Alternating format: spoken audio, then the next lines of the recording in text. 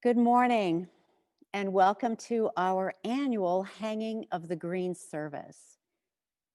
It's not a surprise to anyone that this is a different year, and therefore this service is going to be different as well. But what we found is that different doesn't necessarily mean inferior, and I don't think this will be inferior in any way. It's just different. What we mean by hanging of the greens is that we create a tangible opportunity to prepare and decorate our physical space, our sanctuary.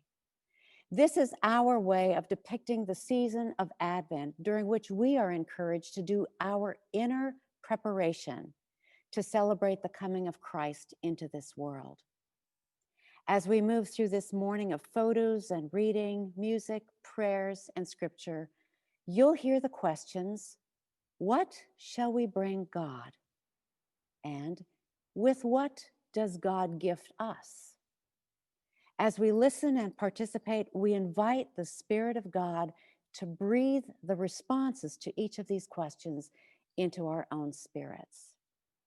And I now turn it over to all of those ready to lead us.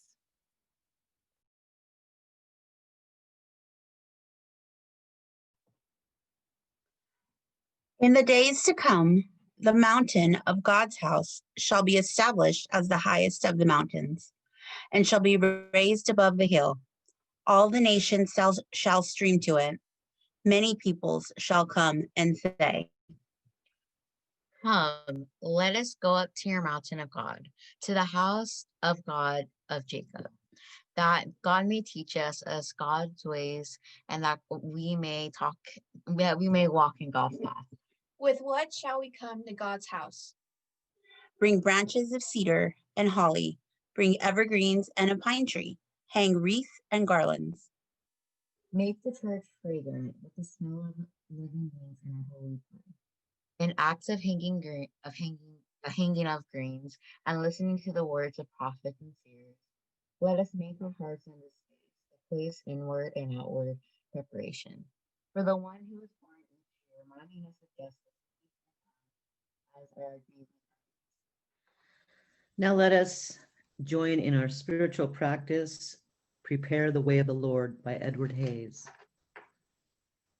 Gracious God, inspire us this Advent to make straight our ways so that you can come to us in our world. Challenge us to fill in our valleys by increasing our deeds of charity, by expanding our times in prayer, and enlarging our gratitude for all your gifts.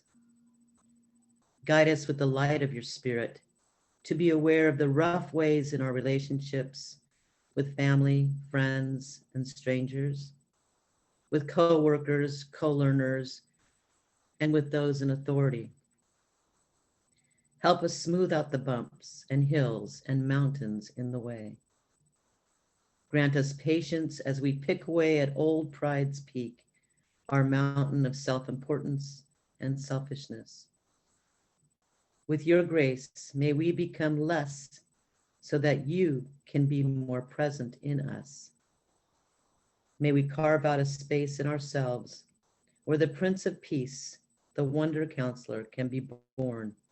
By all these Advent works, may we prepare a roadway for a truly holy Christmas. Amen. It stands written, "Here is my herald, whom I send, and he will prepare your way." Advent is a Latin word for coming, for preparing the way. Let us prepare our hearts to receive the coming of the Christ child on this second Sunday in Advent. Prepare the way, prepare the heart and mind. Let everyone stand silent. Let the stars and moon cease to move. Let the leaves of the trees and the tall browning grass cease to rustle in the wind. With expectant hush and long-awaiting yearning, we herald the coming of the long-awaited Christ child, the coming of the infant to Bethlehem. Advent is a preparation for, rather than a celebration of, Christmas. So Advent hymns are sung instead of Christmas carols. The first Sunday of Advent is not the beginning of the Christmas season. The Christmas celebration begins on Christmas Eve and continues for the next 12 days of Christmas. Purple, long used as Advent's liturgical color, is associated both with the sovereignty of Christ and with penitence. Deep blue is also sometimes used to distinguish the season from Lent. As the color of the night sky, blue symbolizes Christ, who in one ancient Advent song is called the day spring, or source of day. As the color associated with Mary, blue also reminds us that during Advent, the church waits with Mary for the birth of Jesus. Amy and I thought that we would share some of our Advent calendars with you today, and on your screen you'll see pictures of the Advent calendars that we share with our family. We started out with one Advent calendar, and that proved to be not enough because I have 4 grandchildren, and the little boxes on that Advent calendar were very, very tiny, and I couldn't fit 4 little treats inside each box. So the solution was to buy 4 Advent calendars. And so we have 4 calendars that we share with my grandkids and with the Amy's 3 nieces and nephew. And so when they come over to our house, and I have them every day now because we do Zoom school at Grammy's house, we open a door and we talk about waiting.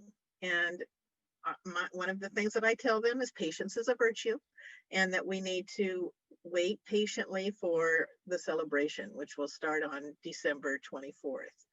And so what we started this year is not just talking about waiting and the anticipation of a great event with the birth of Christ and with Christmas, but also what acts of charity are you doing? What acts of kindness are you doing? And so before they open their doors every day, we talk about, what did you do today? What was an act of kindness that you're able to do for someone else?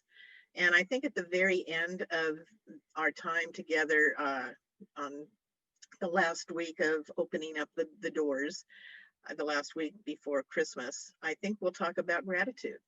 You've done acts of kindness, and now what are we grateful for? What do we have this year to celebrate ourselves? So those are our Advent calendars. That's how we use them in our house. And we're happy to share them with you today.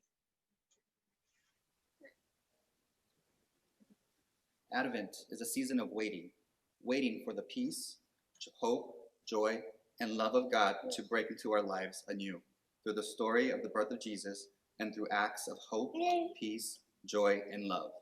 Today, we light the second candle, the candle of hope. We wait because to wait is to expect something more. To wait is to expect that the story might enter our hearts and our world in new ways, to bring the change for which we long. As we light the candle of hope, we think of the sight of promises kept. Watch the flame ignite and consider the ways our hearts are drawn to the light. Like bramble reaching for sun, teaching us to travel in spirals because the globe spins under us, renewed like a log in water. Because the shameless and saintly horizon flirts and retreats in a haze of half sun, forced to rise by our approach.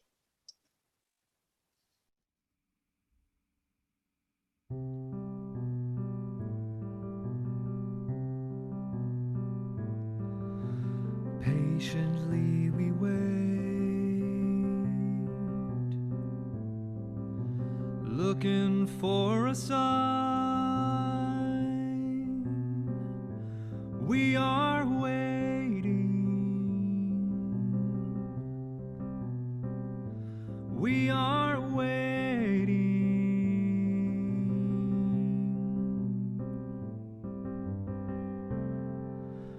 Waiting, God, for you.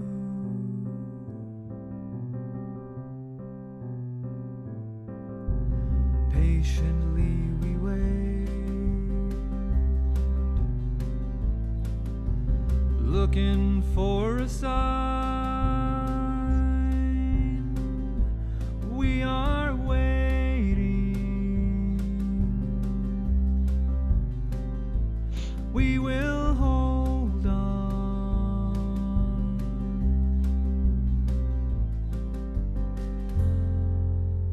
We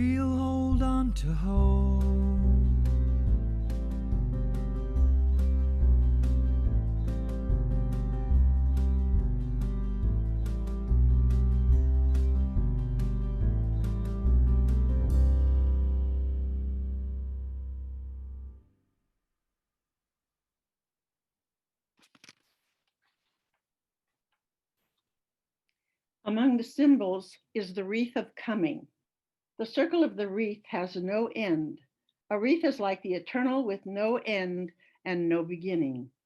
Mistletoe also symbolizes Christ the everlasting. Ancient Druids noted when all other trees were bare, mistletoe was green. Thus it came to be in Christian legend a symbol of eternity. Christ the everlasting, Christ the eternal.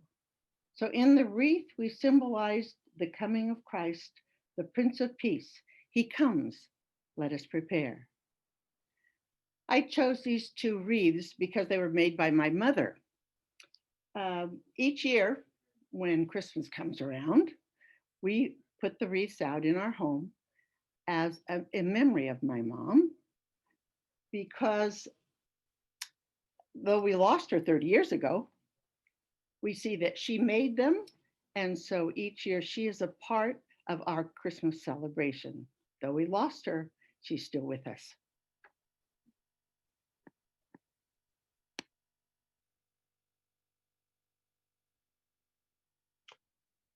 Okay, I'm going to do a reading here from Hosea chapter 14. I will heal my people's disloyalty. I will love them freely. For my anger has turned from them, O Ephraim. It is I who answer and look after you. I am like an evergreen cypress. Your faithfulness comes from me. Those who are wise understand these things. Those who are discerning know them. For the ways of God are right, and the upright walk in them. Hosea 14:4-8-9. God, the Holy One of Israel, is God of comfort and compassion. With the Christmas tree, we remember God's everlasting promises to the poor and needy. Isaiah spoke of God's making of the wilderness a place of blessing and where water and plants, even pine trees, could manifest God's loving action to save and provide. Each year, my husband Randy and I put up a tree in our home on one of the weekends when my daughter Katie is with us. This picture of he and I was one of our early Christmases together in 2012, and it's always been a favorite picture, one of my favorite pictures of us. We don't do outside decorations. We don't go crazy inside, but the tree is the one constant decoration for us. This other photo shows me and Katie and Randy together in front of the tree in 2015. When Katie was born, I started buying a Hallmark ornament for her each year. I got that idea because I still have a Hallmark angel ornament that my Aunt Linda gave me in 1977. After Randy and I started dating, I would do the same for him, like this detail shot of an ornament depicting It's a Wonderful Life, which is his favorite Christmas movie. All the special ornaments mark special memories from our years together and decorate our tree and help us to get in the holiday spirit.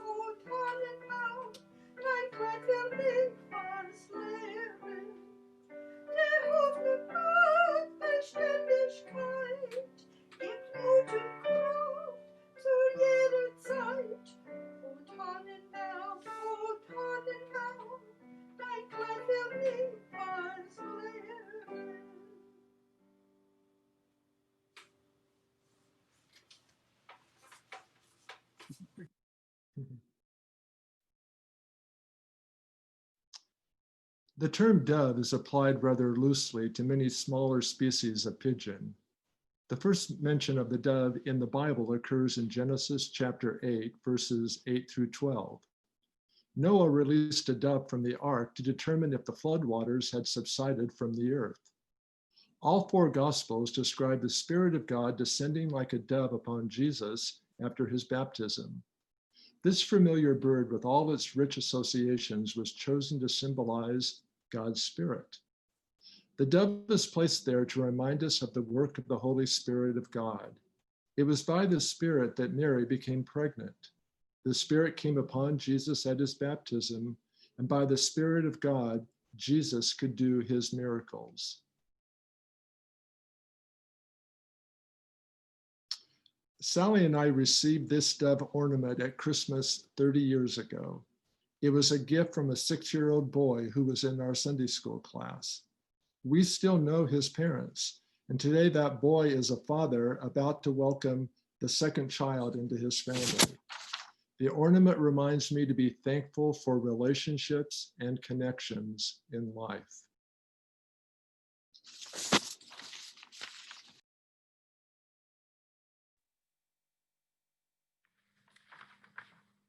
The term angel is derived from the Greek word angelos, which means messenger. Angelos and the Hebrew equivalent malach, which also means messenger, are the two most common terms used to describe this class of beings in the Bible. In general, in texts when an angel appears, the task of the angel is to convey the message or do the will of God who sent him. Since the focus of the text is on the message, the messenger is rarely described in detail. The angel's function as messenger or agent of God is acted out in proclamation, revealing the will of God and or announcing key events. An angel announced to Joseph that Mary would have a child. Mary received a special messenger who told her that she would have a son and name him Jesus. In our family, during Advent, at the very beginning, angels start appearing in our house. I have some Donna Licati art. Donna is a local artist, religious artist. She works in watercolor and paper mache. The church actually has a few of hers as well that we sometimes hang during the season.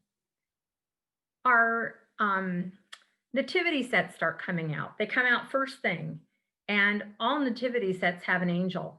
Our family originally, when the kids were little, we would put the angels out, and then we'd have the wise men process through the house and various characters would appear. The angel was the first that would show up, of course, to Mary and Joseph and hang over the manger. And she was a favorite of our family kids. She and baby Jesus would often disappear into their room so they could play, and we'd always have to hunt them down because she was such a favorite of theirs. We have a tree that is filled with angels. These are angels that have been given to us, angels that have been made for us, angels we have collected on trips, and it's the first tree we put up. So we welcome the spirit of Advent, the coming of Advent, and look forward to Christmas using angels in our house.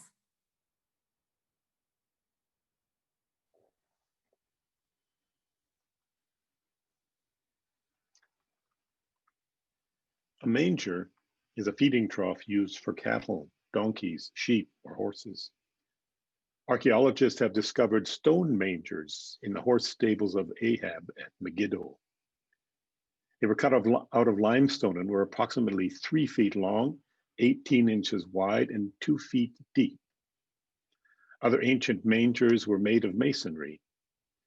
Many Palestinian homes consisted of one large room, which contained an elevated section and a lower section. The elevated section was the family's living quarters, while the lower section housed the family's animals. Usually a manger, in the form of a masonry box or a stone niche, was located in the lower section. Mangers were also put in cave stables or other stalls. The manger referred to in Luke 2:16 may have been in a cave stable or other shelter. There Jesus was laid to sleep after his birth.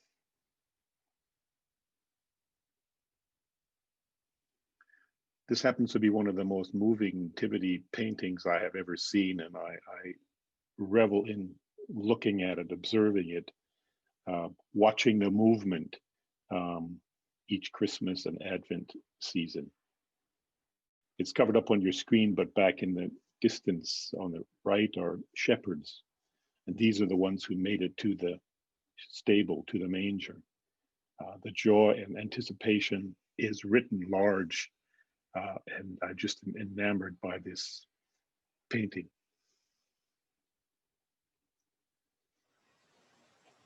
For many Americans, Christmas is Santa Claus, that jolly old elf.